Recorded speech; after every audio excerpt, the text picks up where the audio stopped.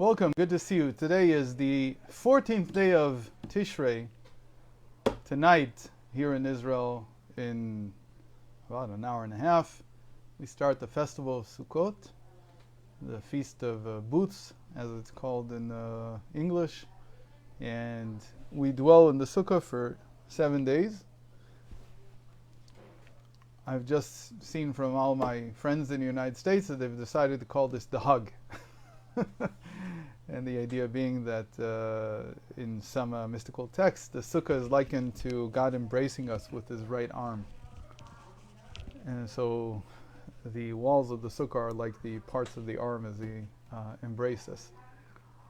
We talked about this at the beginning of the week, about God's motherly embrace from Rosh Hashanah until now. But we've been speaking about the 4 types of unity that the 4 species represent. And just to recap again, we said that the myrtle branches represent a common past, a common root. We said that all the leaves come out of one stem. The willow branches represent a dialogue, or just the way that people normally speak to each other. And this is in the shape and in the name of these leaves.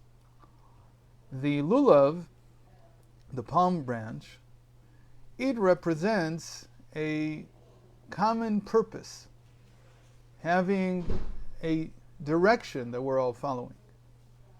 And finally, we said that the etrog, the citron, it represents unity that's achieved through empathy, the ability to tolerate, the ability to be inclusive. And we see this in the etrog, in the citron, in the fact that it endures on the tree for all 4 seasons until it's ripened. So these are our 4 species. Now, we said that since any time that we're building one of these models, we want to compare it to something else. So obviously, if we have 4 species, we want to compare them, correspond them in a one-to-one correspondence with the 4 letters of God's name, Havaya. So how are we going to do this? Well, the key to this here is that there are 3 in 1. And that's also how they are in terms of their mitzvah, the way that we take the 4 species. The way we do them is we bind the willows, the myrtles, and the lulav, the palm branch, together into one bundle. We bind them with leaves from the palm branch itself. So basically, we usually take one we're not going to use, a palm branch that we're not going to use, and we use that in all kinds of intricate basket weaving types or more simple ways that bind everything together. And that we take in our right hand. And in our left hand, we take the citron. And when we make the blessing, we bring them all together, but still the 3 are separate from the 1. And this is exactly the model that we're going to use in understanding how these 4 species, these 4 types of unity, correspond to God's 4-letter name. Because one of the ways in which the 4-letter name divides, and this has been the topic of our morning classes for the past few weeks, is that you have the first letter, the letter Yud, which represents the world of emanation, and it is considered to be distinct and separate from the 3 other letters, Hey, Vav, Hey, which represent 3 lower worlds, creation, formation, and action. Bria, Yetzira, Asiya. They're called the 3 lower worlds. Now the reason is because, well, the way we've been explaining it in the morning classes is because in the world of emanation there is only consciousness of God. There's no consciousness of a separate self. In the 3 lower worlds, everything that has the consciousness of the 3 lower worlds, action, formation, and creation, feels separate, feels distinct, feels independent. So we have this natural division. Actually, if we would have had more time this morning, we would have seen that in between the world of emanation and the 3 lower worlds, there's something called a curtain. parsa, or some kind of gap. And we'll get more into that in the morning classes as time goes on. Here, the key is that the three lower worlds that have their separate consciousness, they are much more connected to unities that are under time, let's call them. And how should we understand this? That we said the myrtles are about a common past. This is the type of unity that you find in European countries, for instance. That the French are French because they have a common past that they come from. The Italians are Italians because of their common ancestry. Now, granted that that's all being challenged today, but it's still what provides the legitimacy for Italy to be a separate country from Switzerland and from France, because they share a common heritage, which is separate. They also share a common language, but not all the countries in Europe have separate languages. Now, those are the myrtle branches. So they're about unity that takes its energy from the past. On the other hand, the willow branches, we said, they're about speech. They're about talking to one another. And that will be about the present. The present is one big discussion. And the way that human beings interact is through our communication, and the importance of our speech cannot be overestimated. And speech is about the present. It's discussing the present. And it's what leads to the modern forms of unity, such as democracy. Democracy is the idea that people speak to one another, and their common discussion, their common topics, they are what create their identity and their unity. Finally, the palm branch, as we said, is about having a direction, a common destiny, let's call it. And so that's obviously about the future. So we have here past, present, and future. These correspond in order to the three lower worlds from below to above. The past is about the world of action. We'll explain this in a moment. The present is the world of formation.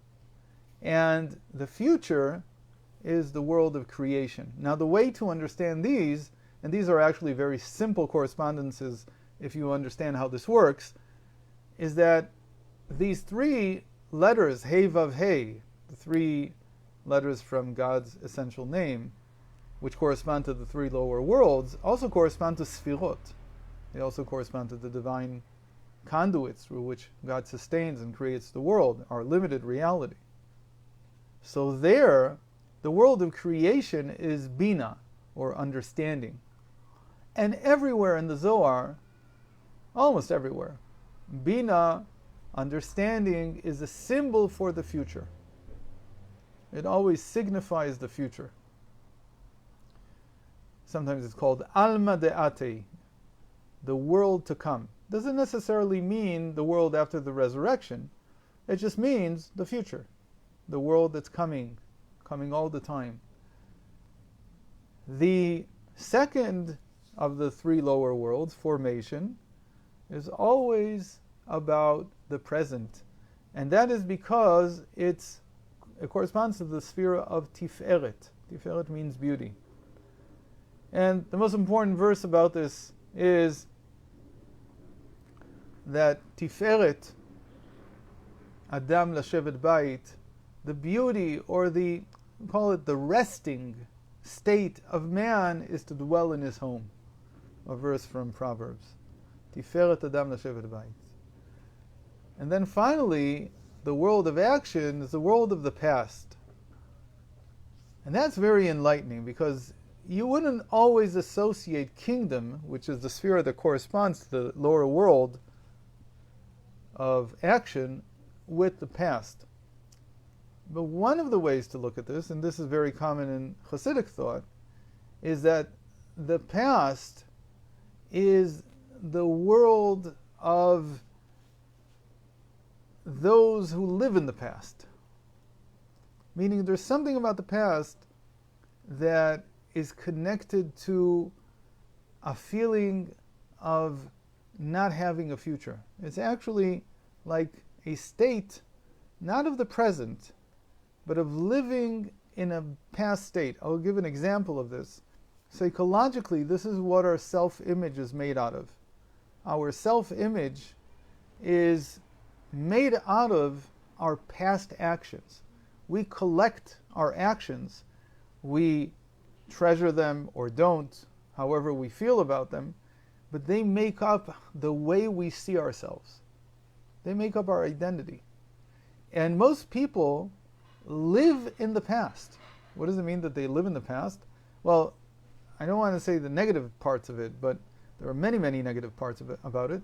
When people stop evolving, they stop developing, they stop reinventing themselves all the time. That's why it's considered to be a negative thing, actually. That the world of action, because of its permanence, gives a person a feeling that they've already, as they say, arrived. They already have accomplishments or failures, and they're defined by those. So that definition is actually an impediment to future growth. It's an impediment to looking into the future, and we talk a lot about this in our series on Homo Prospectus, Positive Psychology, on my Patreon page, patreon.com/mgenuth, MGENUTH, because for a person to be healthy mentally, they have to have prospects about the future. It's the essential ingredient in making the present healthy and treating the past as something that is already past. I don't have to hang on to it. I can let it go. In any case, kingdom, the world of action, is related to the past. There's a lot more to say about this, but again, I said I'm not going to say too many negative things. I'll leave it at that. The citron, we said, is the empathy, is the feeling of connection to someone else. So the citron is timeless, whereas we said the first three types of unity, they're past, present, and future.